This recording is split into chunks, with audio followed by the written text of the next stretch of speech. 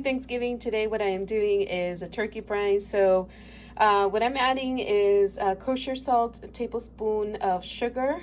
I am adding fresh ground pepper and chopped parsley, 2 tablespoons, which you see here. I'm also adding 1 tablespoon of dried sage, a tablespoon of dried thyme, and you have the option of 1/4 of a teaspoon of paprika.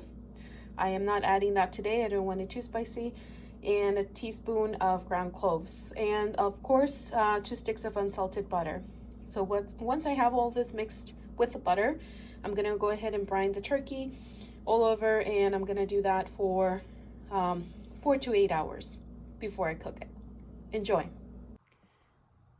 And this is what it looks like. I did cover the ends of the little legs so that way they don't overburn when they're being heated.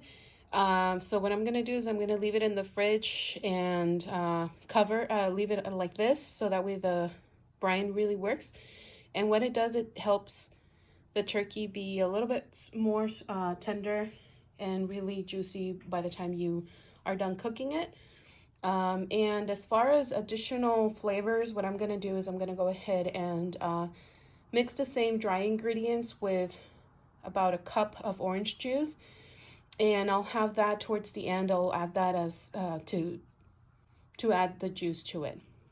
Well, thank you for joining, and enjoy, and happy Thanksgiving.